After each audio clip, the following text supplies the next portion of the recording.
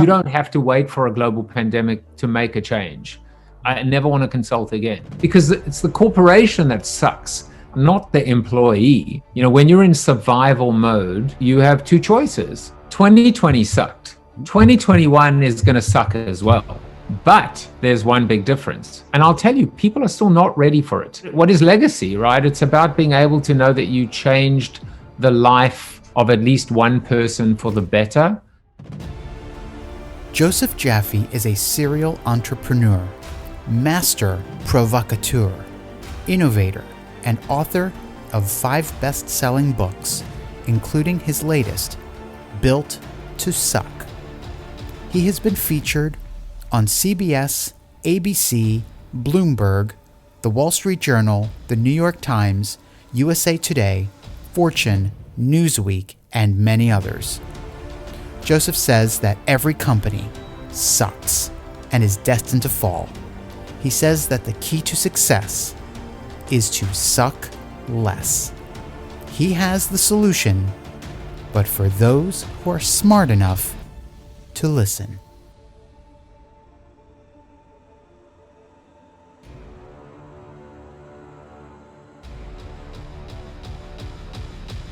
Joseph, it is amazing to have you on the podcast today. Thank you for joining me. Thank you. You're painting me out to be the apocalyptic, the Grim Reaper. Maybe I am. Well, I will say that I do talk about the coming Corpapocalypse, which you should not say 3 times fast, especially when you've been drinking. And there are 4 horsemen because every good apocalypse needs 4 horsemen. And so, for a corporation, it is size, age, being a public company, and culture. But that's, another story for another day. I actually want to get to know you a little bit. And I want to turn the clock back before you were Joseph Jaffe of today. Tell me about 14-year-old Joseph. What was he like? Right. He was fat, period. I saw recently a digitized version of my bar mitzvah, and I can only say that I never realized that my mother was a sadist based on how she dressed me up and how she combed my hair to the side. So, the 14-year-old Joseph was, and even like a couple of years younger, I was overweight, struggled with weight my whole life. And I remember when we would play soccer at school, it was always the A team and Joseph versus the rest. So for some reason, I was like adopted as a mascot. So I was never bullied, but I always had a lot of friends. I was a bit of a class clown, so I was very social, still am very social, but probably, always the sad clown, right? Inside, maybe a little bit sadder than I was on the outside, just because of struggling with weight, I would say. And I would say throughout my youth, never really lived up to my potential. I was a little bit lazy, maybe took my intellect for granted. There was always that idea of, are you bright, naturally smart, or do you have to work hard at it? And what I didn't realize at the time, but I realize now, is that there's no shame in hard work and there's no shame in working hard.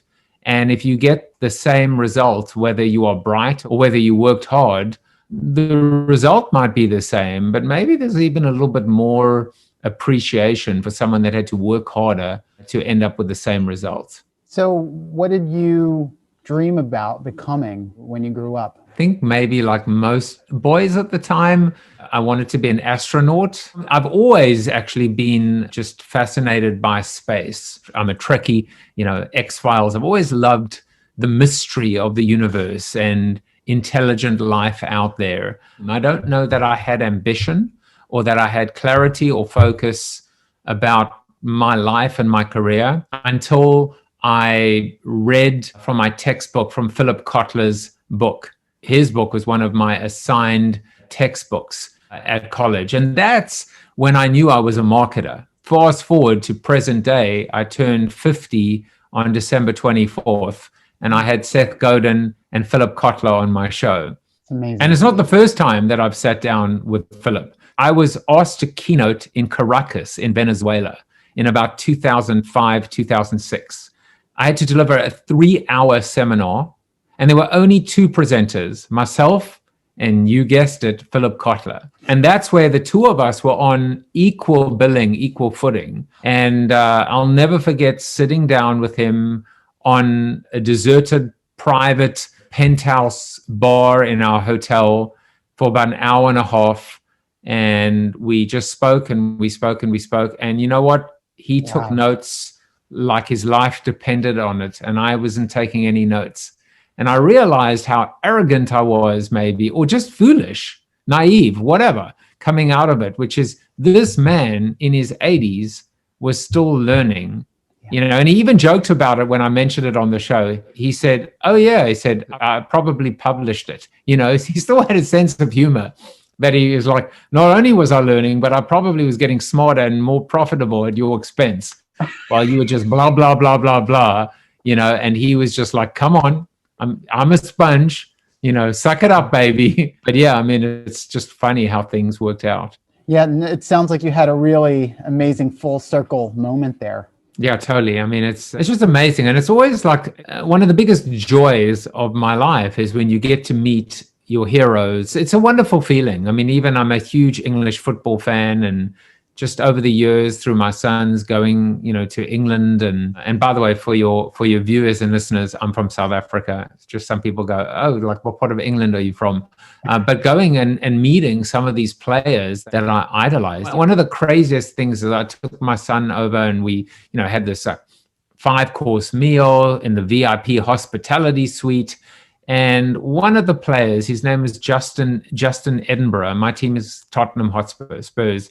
And I remember winning the FA Cup and Justin Edinburgh was in the side, and the perception that I had of him. And I was just like, hey, Justin, he was managing like a second or third division team at the time. And I said to him, I'm just curious, like, how old are you? And he was my age. And I'm like, how can we be the same age? I mean, I remember as a kid or young teenager, just you were like a giant to me. And we just laughed about it. And unfortunately, he actually passed away several months afterwards, completely unexpected. But I'll never forget that moment, connecting with him and realizing the perception that we have of the people we admire and learn from. It's so warped and distorted, sometimes in a very good way, that everything, space, time, age, you know, you transcend it all. And so like 2 moments in my life where I've ended up on a somewhat equal footing, but it wasn't about superior or subordinate. It was just about connection. What would your younger self say if he could see you today and see the level of success that you've had? Do you think he would be proud of you?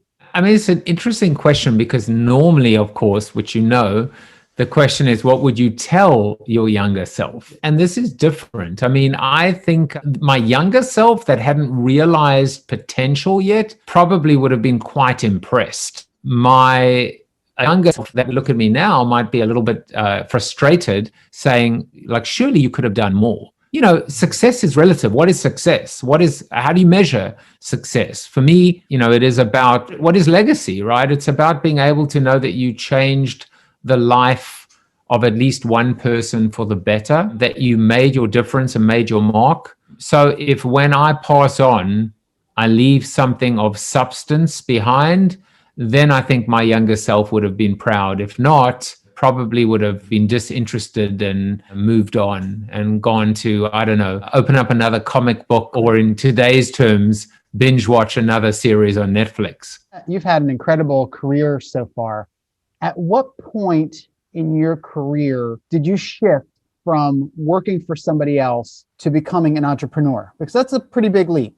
Why did you make that shift? And how did that make you feel to make that shift? I was laid off in 2002. I was at a company that I thought that I would stay at for life, climb up the corporate ladder. There's the old saying, which is everybody feels that they're overworked and underpaid and underappreciated and are better than they are. And all of those did apply to me. I will just, you know, by the way, I was the exception. But I was in a position where I thought that, you know, the keys to the kingdom were in the palm of my hand. And I was just, you know, kicked to the curb for, and the thing is, it doesn't matter what the reasons are, whether it's like, oh, it was political and it was this and it was that.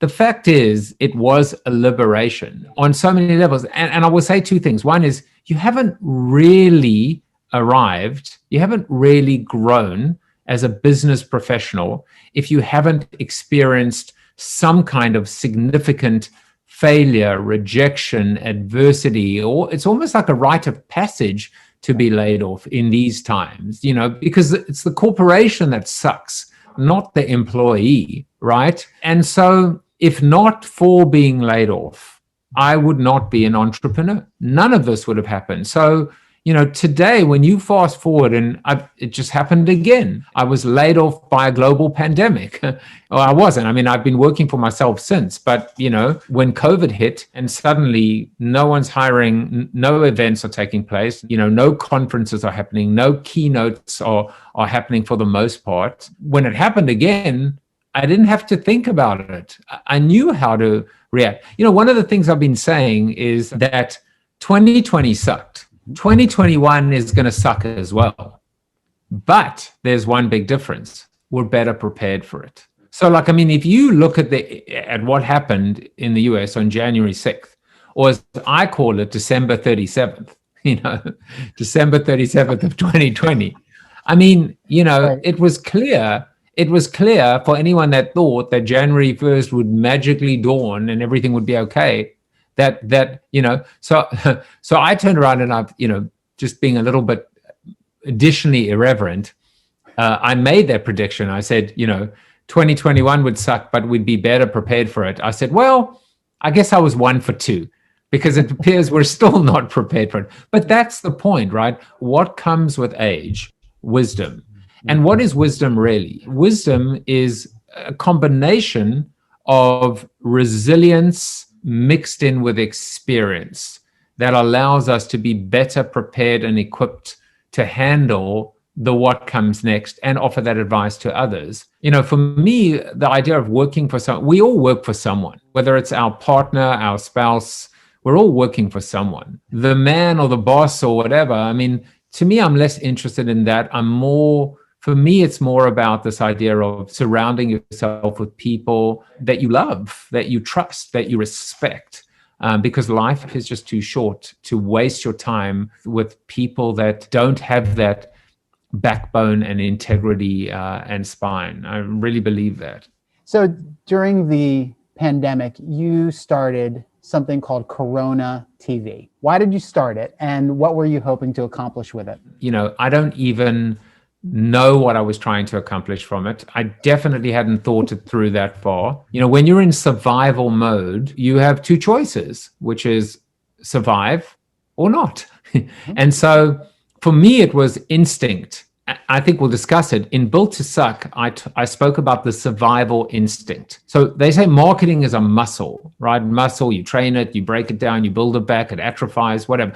But survival is an instinct. The deer or the buck in the field, when a lion is bearing down on it, it darts in time or it's lunch. And the survival instinct is either based on what's called self-preservation, which is don't kill me, or adaptation, which is I'm going to kill you. Or if it comes down to you or me, right. Good luck. I was in South Africa visiting my mom, who she's good, but 4.5 years into what is now a chronic bout of cancer or battle with cancer. And I was visiting her, as I've been trying to do several times a year if I'm able to. And I'm giving a presentation because I try to kill two birds with one stone, as it were. Phone rings 10 minutes before. It's my wife. It's like March 11th that she doesn't feel very well. She went to a party. She's got all these symptoms. I said, you have COVID, right? And she's like, no, I don't think it's COVID. I said, it's COVID. You better get tested. So she did. She had COVID. So I come back from South Africa, March 11th or 12th, I think I get back, go straight into isolation, into quarantine. And suddenly, at the same time, all these speaking engagements and consulting engagements are getting canceled or frozen or whatever. So I just did two things that I knew how to do. One is help people, and two was create content. And they said in the early months of this process, helping is the new selling. So for me, I was helping before I was selling. And I had no idea. There was no Corona TV. It was just Facebook Live. And then a week later, experimenting with Zoom. And then a week later, using a piece of software, which I describe as life-changing, which is StreamYard. But I went from, is this thing on? Hello? Am I live on Facebook? I went from that to, welcome to Corona TV. I'm your host with a logo and banners and overlays and and guests and everything in a period of about 2 weeks. Wow. So the learning curve was like hockey stick. But very early on in the process, I started to feel like that I'd created something special, mainly because people were telling me things like, you're a really great interviewer, you have a gift. And I was like, I'm just trying to do what you're doing right now. Like we're just trying to figure out how to not look like an idiot, on the other side of the screen. And it just hit me like a ton of bricks, which is, this was my calling. This was my purpose. This was what I was meant to do on this earth. And so I decided I was all in on this, all in. Like, I hope I never have to consult another day of my life. Wow. This is what I was meant to do. It's an amazing feeling, the joy that comes from the fact that I have never worked this hard in my life. I have never been so happy professionally, in my life. And I'm not necessarily even sure, people keep asking me, how are you going to monetize? And what are your views? I'm like, I have no idea what my views are, because I'm not interested in the views. I'm interested in perfecting my craft, and I know what I'm trying to build. I know what the outcome is. I know that whether it's CNN or CNBC or Cheddar, that's the goal. This is not the Joe Rogan experience. This is the Joe Jaffe experience. And if Spotify could pay him $150 million, I'll take just a fraction of it. But I want to say one more thing. And I say this to everyone. How many episodes of the Joe Rogan experience had he done when he was syndicated or acquired or bought whatever by Spotify? So most people will say like 100 or 300 or 400. And so what's your guess? My guess is 1,000. Yeah, so you're closer to it. It was about 1,500 episodes. So I heard this piece of advice early on in this process. The advice was from someone who'd been streaming for a long time. And the advice was, if you're not prepared, if you're not prepared to commit to this for 2 years, come hell or high water, stop now. And so I was like, that is liberating for me. That was my liberation. I was like, all right, well, guess what? We're in January 14th. We're 10 months into it. I've got 14 months to figure it out. 14 months right now. 14 months to answer the question about monetization and answer the question about views and hits and downloads and, streams. And that for me was just the best, which is, if you understand the path that you're on, if I'm running a marathon and I know it's 26.2 miles, then I'm going to pace myself accordingly, and I'm going to train accordingly, and I'm going to make sure that I'm not sprinting too fast too soon. And that's the approach I've taken. Tell me about some of the guests you've had. In no particular order, I've had Jamal Mashburn, NBA legend and entrepreneur. I've had my favorite author in the whole world, James Rollins. I've had Survivor winners. I've had Joe Delagrave, who's a bronze Paralympian. I've had a whole host of C-suite executives like Mark Pritchard, who's the global CMO of Procter & Gamble. I've had pretty much every marketer out there or marketing guru or thought leader, the Jay Bears and the Mark Schaefers and the Mitch Joels. And I've had, entrepreneur extraordinaire Bob Pearson, who we both know. In fact, Bob introduced us. And the list goes on. On my birthday, as I said, I had Seth Godin and Philip Kotler on the same show, which was just an absolute treat. And it's just been fantastic. I've had someone who survived the Moonies cult. And what I love about it is, for me, it's like my mental gymnastics. It's like, if it isn't interesting, then I failed. So it's not about whether they're interesting or not. Everyone is interesting. Everyone has a story.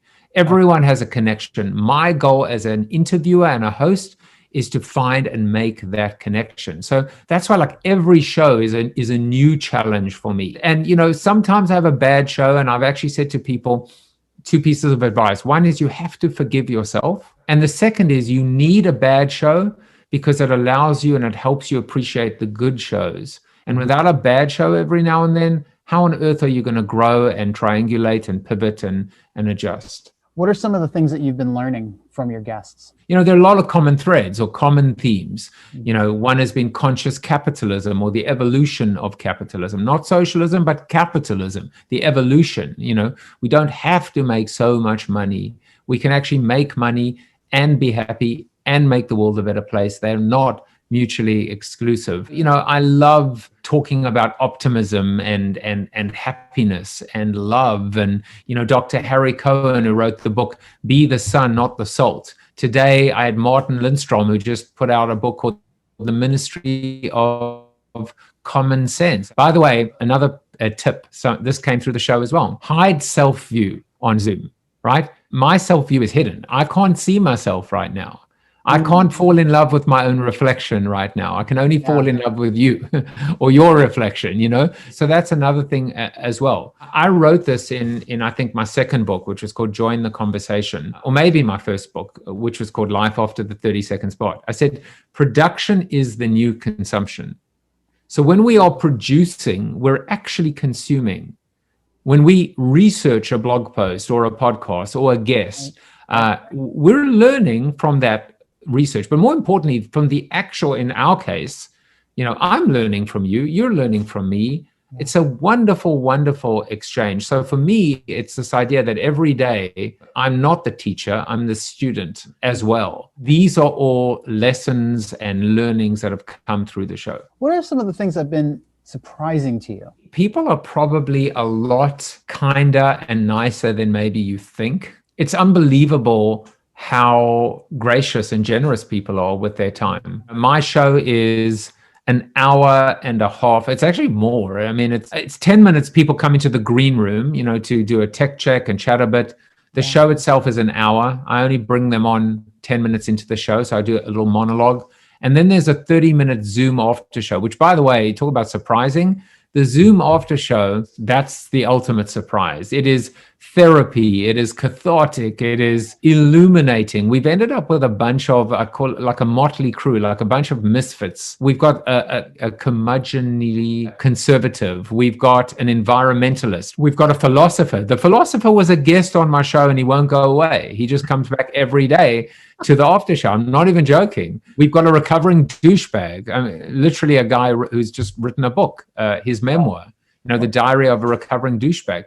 And there is just a dynamic between us. We know each other, we trust each other, we like each other, and we play off each other. And what has been the ultimate surprise is that more people that are watching the show don't come to the after show. And it's the weirdest thing, because there's that old saying, which is, the only thing worse than a completely overcrowded bar or club is a completely empty one, right? So we look at this and we think we've got this small, intimate after show with 8 people or 6 people or 7 people, sometimes 13 people. And I just wonder why we don't have 3,000 people every day, every day imagine that, being able to spend 30 minutes with over 188 guests and myself, right? The Booby Prize, and not want that exposure and that access and that ability to be on an equal footing. But at the same time, and I'll just come full circle, sometimes I worry that a guest is going to come to the after show and only see 6 or 7 or 8 people and think, am I wasting my time? But not one guest has ever left without going, that was like so surprising, so refreshing, so incredible, the intimacy and the level of conversation. The funny thing is, be careful what you wish for, I always tell people, because tomorrow, if I was to start the after show and I would see 300 people trying to get in, I wouldn't know what to do with it. And then I would have to worry about being Zoom bombed. And I'll just say one more thing. It's funny how we're like spending so much time on this after show. But the other day I heard this, we had this discussion, which is enjoy it now. Enjoy the time now while it's quieter, while it's smaller. That's our lesson as well during COVID. Enjoy the time when the world was a little bit more peaceful. And of course, I'm not talking about riots. Right. In some levels, it's not peaceful. But the solitude, the peace of being in your own home with your own family, away from the hustle and bustle, we may never get this period again. And hopefully we won't get this again. in terms of context of COVID, but we're going to have to fight and strive to create these moments of peace in our life. Otherwise, we'll go crazy. I think that what you've created is something very special. I've had the opportunity to tune in to several of your episodes, and what you've created is something that's so sorely needed in this day and age, a place for people to come and learn and process and to be different, from one another and engage in a way that is non-threatening. And something that you said earlier really resonated with me, and it's one of the things I've been learning as well, is that if I were to align my life and really kind of tilt my perception of the world according to how the news presents it to me, I would be suicidal, because that's not a true reflection of the world. I believe that there's a lot more love, there's a lot more goodness in the world than the news will actually portray. But you've definitely created something very special there. I'll just add that, those points are vital, but the fact that you even said it right now is more important. And what I've learned, and going back to common threads, which is we've discussed racial inequality and social justice, but we've also discussed ageism and the challenges and the transformation that men are going through, in terms of traditional roles for men and men learning how to adapt and needing to adapt as well. So it works both ways. The world needs equality, inclusivity, fairness on all sides, but it also needs the sides that have struggled, or not struggled, I should say, the sides that have had some kind of unfair advantage in the past, not to be punished, but to learn how to adapt. One of the most simplest elements is the ability not to bottle stuff up. Cowboys don't cry. That's rubbish. It's the ability for us to express ourselves and demonstrate our vulnerability. And I'll tell you, people are still not ready for it. I almost feel bad for people that had corporate jobs throughout COVID.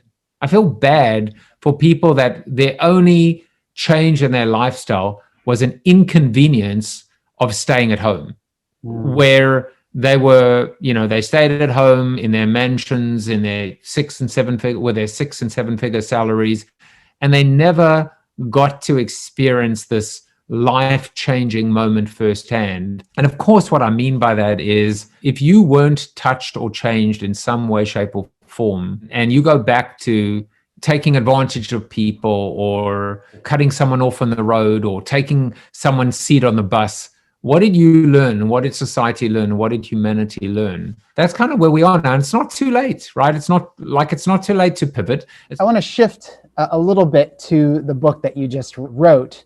Why did you write Built to Suck? So the book has been like unbelievably prophetic. Sorry, I dropped my prop right now, which is my Lucille bat, because remember I spoke about Walking Dead.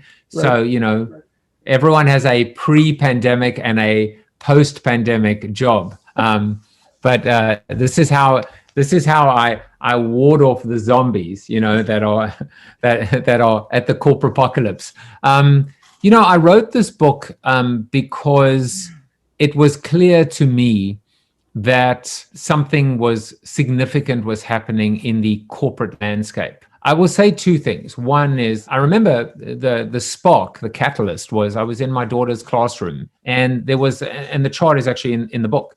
There's a map of 5,000 years of history, and it's color-coded by continent, and it shows the rise and fall of civilizations, dynasties, empires, Ming, Ottoman, Roman, Egyptian, Nazi Germany, you name it. Every single one of these arrogant, hubristic societies, cultures, empires that were delusional, that thought they could rule the world and live forever. And it's so ironic, by the way, I'll just say this, which is when you look on the extreme right of this chart, there is Russia, which used to be USSR. There is China that could be going through a lot of changes post-COVID when the world fairly or unfairly decides to hold China accountable. And then at the bottom is this little purple blip called USA. And by the same token, if no man lives forever, if no empire or dynasty or civilization lives forever, how arrogant are we to think that a country or that a region, look at Brexit, for God's sake, and Europe. It's happening in front of our eyes right now. And I wrote this book a year and a half ago, almost 2 years ago. It feels so current, and it feels like it was yesterday. So if all of that applies, well, then it has to apply to a company 120 years old, set in its ways with all this, bureaucracy, red tape, and politics and silos and dysfunction. So this book was written because I saw the end of this corporate world, where the business model of big business is broken, where the very thing that helped these companies grow, because it's about growth, the very thing, size, scale, economies of scale, efficiencies of scale, being a blue chip, multinational, global brand with all these networks and resources, has now become a growth inhibitor, is the albatross around its neck, because they're slowing down when the world is speeding up. And they've just lost their competitive edge. We are in the entrepreneurial revolution. We're not in a corporate evolution. And even since the book was written, we've seen several companies that I even put on the cover of the book. There was Kodak, and there was Blockbuster, and there was, Toys R Us. But there was also, and I just did that very tongue-in-cheek, the likes of McDonald's and GM. And guess what? There's Sears and JCPenney on the cover, many months later. So it became kind of obvious to me that we were living through a massive, massive change without even getting into, the rise of the Instagram merchant or millionaire. A lot of people say that COVID was the great digital transformer, chief transformation officer, and that is not true. All COVID did was accelerate, as I call it, digital catch-up. And what COVID has done is it has accelerated demise, and it has accelerated growth. So some companies have figured it out. The companies that came into this with a plan B, with that buffer, and for the rest are falling by the wayside. So what about like these really, really large companies like Apple and Google and Amazon and Disney, for example? Are they also inevitable? Inevitable. Well, as I wrote in the book, the second horseman is age. If you think about the crotchety, sickly, set in their ways, get off my lawn, that it's kind of that analogy. People ask me that question. They said, well, what about Amazon? What about Google? What about Facebook? And I said, well, Facebook already sucks. So let's just, put that out there, right? But then, I'll read you the inside cover. This was my moment of zen, almost a couple days before the book goes to print. And I made sure that I actually put this on the inside cover. In late 2018, Amazon founder Jeff Bezos addressed his entire staff in an all-hands meeting. Amazon will fail and go bankrupt one day, he said. Your job is to delay this for as long as possible. And I was like, wow, if he could say that about Amazon, then what company on this planet would that not apply to? And of course, when you look at these gigantic companies now, the 800-pound gorilla is the 8,000-pound gorilla, but they're going to go through some real pain points with respect to, we saw advertiser boycotts during, leading up to the general election here in the US, but more importantly, antitrust efforts. Amazon has had some severe allegations against it, especially with respect to the fact you've got these merchants on Amazon, and Amazon's just looking at the data and looking at who's growing and just coming up with an Amazon white label brand. They're all connected. The kiss of death for a corporation is being a public company, because the minute that happens, I talk about short-termitis. The minute that a company becomes public, that company is beholden to external shareholders, quarterly earnings, and short-term thinking. And that is the beginning of the end. So in order to suck less, the key to success is to suck less. Well, that's just short-term. Just suck a little bit less than your opposition. But ultimately, what companies have got to be able to figure out, you can't reverse time, right? You can't, size can be a strength, especially if you use it to change the world. Age is relative. The Business Roundtable has come out recently with this idea that the purpose of a corporation is to serve all stakeholders, not just external shareholders. So if a company can live that idea, every stakeholder, customers, employees, partners, vendors, community, and shareholders. And then, of course, the fourth one is culture. So the keys to thrival or return to growth are, I'll mention them quickly. One is being able to kind of, see off those horsemen, with the bat.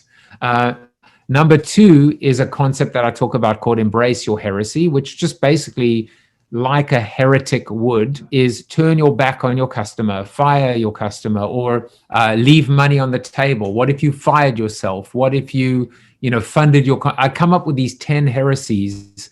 Each one of them sounds more insane than the next or the previous one, but they've all happened. Leaving money on the table, slaughtering the cash cow. What did Netflix do when they shipped their billionth DVD?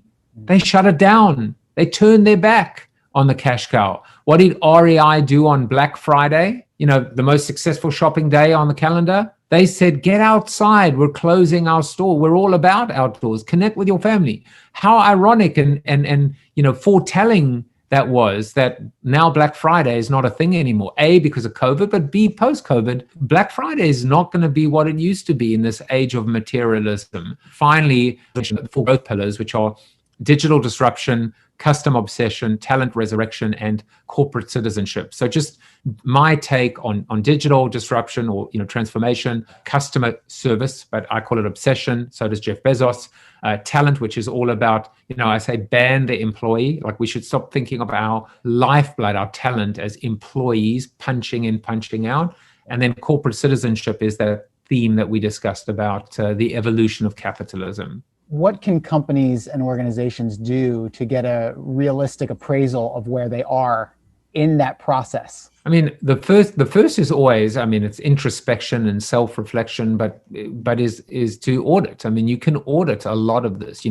I've come up with a lot of these frameworks in the book that actually talk about how to do these audits. You don't need me to be able to do these for you, but you can look at how you score and how you stack up against those four growth pillars. And those growth pillars have to be over-delivered against. You can identify some of these heresies and be able to map them out. But I actually created something called the survival planning canvas that just uses, the business planning canvas of the whole lean startup movement. And it's a one-pager document, or it's not even a document, it is a canvas that allows you to fill in and go through your headwinds, your tailwinds, your North Star, your competitive set, which is a slightly different. I break competitive down into three categories. The incumbents, which are the usual suspects, the challenges, which are the high growth or fast moving challenges, typically startups,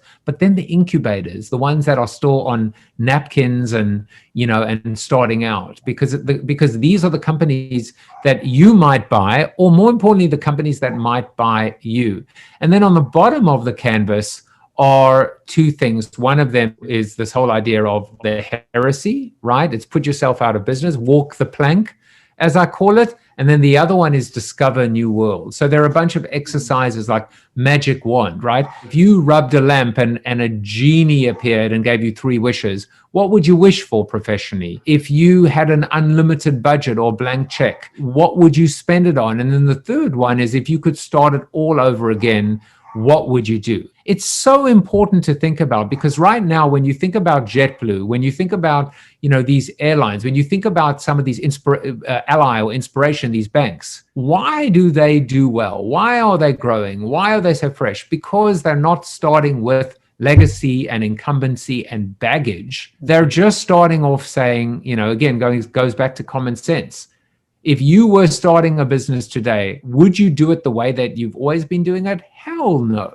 So is there a point of no return for a company? Like, what are the signs of that? Well, there might be. There was actually a study that I cite in the book that actually shows that for companies that have had 20% total shareholder return, TSR, but for companies that have declined in 20% or more TSR year on year, so for 2 consecutive years, and this was a study done over 20 years and all Fortune 2000 companies or global 2000 companies. So every company, 2000 largest companies across 20 years. only 5% of them returned to their earlier levels. Wow. So there is this idea when the rot sets in. Now that's 20% and then another 20% the next year. But then they do it as well for 10% and 10%. That is absolutely the point of no return. But in many cases, it comes down to, the boiling frog syndrome. The saddest part is that most of these companies don't even realize they're like, I'm feeling very comfortable right now. But, the enemy of innovation is comfort. And that oftentimes is the beginning of the end. Where do you think the rot is in a lot of these companies? I have a little bit of a little tangent, which is I decided that I would never, ever say to someone again, well, that's a good question. That's a great question. Because I find it to be like very patronizing. And often the question isn't really a great question. So it's like, screw you. Like, you don't, I know it's a great question. I asked it. But what I would start to say is that's a question I haven't been asked before. In this case, you asked a different question in a different way. So I believe that the rot in a company, well, I mean, a lot of it is culture related, but the rot is in the core, it's middle management. Now, when I said you asked a different question in a different way, a lot of people ask me the question, how do we sell this through to senior management? How do we sell this to our boss? And my answer is, there actually are 4 cells. There are 4 directions that change has to happen in and through and from. Top down, sure, you got to sell it through top management because it's got to trickle down. Bottom up, which is, your lifeblood, your entry level, your Zoomers, whatever you want to call them, Gen Z. But the rock face, right? The rock face. Outside in, whether it's shareholders, stakeholders, or journalists, or thought leaders, or just getting fresh thinking people like you and me, right? So that we are writing and streaming and commenting favorably on what a company's doing versus write about them in Built to Suck. But inside out is the rot of middle management. It's not to say that middle management are rotten, but they've been left behind. They're stuck in the middle. And that change has to happen from inside. They're the ones that aren't any closer to the golden, to the parachute, to counting down the days for retirement. They're the ones that are being kicked to the curb and finding themselves in their mid-40s and mid-50s and even 60s saying, we have no more choice. We have no more options. We're completely stuck now. We thought this company would be loyal to us. So they're the ones that are going to resist change as well. The other day on the show, it was a nice little debate with Seth Godin himself, where I said, I always believed that my biggest fear is that I would get to 50 and not have any choice or options in life. That this was my biggest fear, that as you get older, you get less and less options. You're 20, the world is in the palm of your hands. You can go anywhere you want. You can do anything you want. And Seth disagrees with that. And you know what? So do I, because I've learned actually you have more options. Absolutely. You have more options. And when you look at companies that were started by 40-year-olds and 50-year-olds and 60-year-olds. There's so many examples. Just go and Google them, and you can actually see that, being a middle manager today, it used to be a curse. It's not. It's a blessing. So that's the message to middle managers out there. But also, if you are on the top or wherever else, figure out how to harness this dormant power and turn it from a rot into something that can be a salvation for your company. I want to do something a little bit different, and this is a bit of an experiment. So I'll ask for your forbearance and appreciate your playing along. I love experiments. So I want to do something called speed round, and I'm going to say the name of a company or a person in the news, or not in the news. And I want you to tell me the first word that comes to mind when I say that word. Okay? Okay. The first word. Kodak. Relic. Blockbuster. Arrogant. BlackBerry. Culture. BlackBerry was part of our culture. It was, Crackberry. I mean, people spoke about their Crackberry. How did they lose that? How did they lose that advantage of being so darling? Like, what went wrong? Like, to me, it's just like it's to have that, to have it and lose it is so tragic. IBM. Big Blue. HP. Awesome. Procter & Gamble. Traditional. Apple. Seamless. Tesla. I would say future. CDC. Beleaguered. Donald Trump. Gotta be hubris. Joe Biden. Boring. His slogan in 4 years' time is 4 bore years. So I mean it boring in a good way. We don't need drama anymore. No more drama, please. Just give me boring. Elon Musk. Enigma. Steve Jobs. Maniacal. Kim Jong-un. Tiny. Amazon. River. No, I'm just kidding. Ubiquitous. Disney. Magical. Awesome. So I want to transition and ask you some general questions. If you could share one secret of your success, what would that be? Well, I'll tell you, I've through this period come up with this 3-pronged piece of advice, which is as simple as love what you do, be true to yourself, and stay the course. That's it. That's my new formula for success. What is the greatest lesson you've learned, either in life or in business? I think it comes back to time. I mean, hasn't time been the great equalizer, right? But it's also time and perspective, and everything's relative. It all fits together, right? You think you're richer, you think you're rich, someone's richer. You think you're poor, someone's poorer. You think you're sick, someone's sicker, right? You think you're successful, someone's more successful. So part of that is to be happy with, to be content, to be at peace with your life. But for me, like back to time, it's never too late. In a year's time, you're going to wish that you took my advice and you took, your advice and started your show or made the leap or made the change. So that's the lesson. You're 50 years old, you want to start a streaming show, you can do it. Well, I started at 49, right? But it's all relative. What do you want most for your life? For me, I've always said professionally, I've said it somewhat tongue in cheek, but there is some truth to it, which is I want a Wikipedia entry.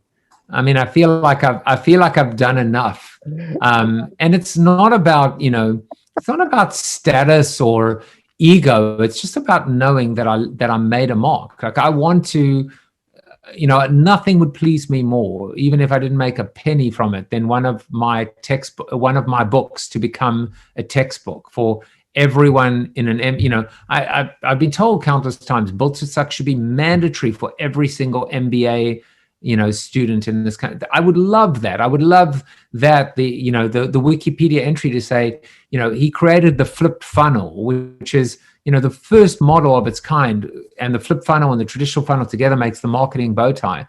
First time that acquisition and retention had ever been put together. So that's what I want. I think it's not insecurity, or it's just the ability to be acknowledged and respected for my contributions. It's less about chest beating, and it's more just about knowing that I made a difference. Are there any final thoughts that you want to share with us? I just want to open up the floor for you, anything else that's on your mind. I've loved the conversation. I would say, for people that are out there that are stuck at home or stuck in general, make use of this time. You don't need another global pandemic to invent or reinvent yourself. Sometimes it helps to be pushed. I was in my career, I was again this time. So, who am I to now say you don't need a global pandemic? But some people do, but you really don't. You really can just do it. Greatest marketing tagline and piece of advice, personally, professionally, for anyone in the world at any point in time ever, right? And so I would say right now, if you're not ready to blow everything up and start again, you don't. But if you're looking for inspiration, come on over and join this CoronaTV movement or community. For now it's free, and even if it isn't, it's probably going to be $5 on Patreon. So it's not going to break the bank. But really, we've been able to create. I've been able to create, and my regulars have been able to create something really, really special. The last point is just to say to people, you're not alone. You never were, and you never will be. And the thing that's so amazing is right now, you and I, right, Mark, you and I, we're 4 feet apart. You know, this is what I learned from David Meerman Scott, who was on the show. We are 4 feet apart. That is about as intimate as you can get. If we could reach out, we could shake hands, we could high five one another. This is an inner circle, right? This is what's known as personal space. Yeah. So even though people are going through Zoom fatigue and all of this, you can still find these amazing moments to connect at the most profound, deepest level. Take advantage of it. Thank you so much. This conversation, Joseph, has been absolutely amazing and enlightening and just, I mean, incredible. I mean, to have you on this show has just been amazing. And I hope to continue the conversation. Where can people find and connect with you online? My website, my relic speaker website is josephjaffe.com. I still have not changed it since COVID hit. So you will not see anything there about me being the world's greatest virtual speaker. I don't want to be a virtual speaker. I want to be a real speaker, right? I'm at Jaffe Juice on pretty much every social media channel. I spend a lot more time these days on like an Instagram than I do on anything else, but, you know, Facebook, LinkedIn, et cetera, et cetera. And then finally, you know, CoronaTV.show or JaffeJuice.tv. That's where you can subscribe to the show every day, 12 noon Eastern Standard Time. And then the after show, which begins at 1 p.m. Fantastic. Joseph, you deserve a Wikipedia entry. You know, from your mouth to God's ears one day.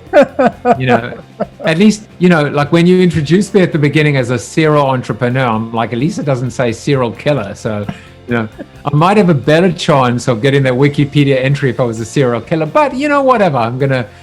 Patience. Patience is a virtue. This has been fantastic. Joseph, thank you so much.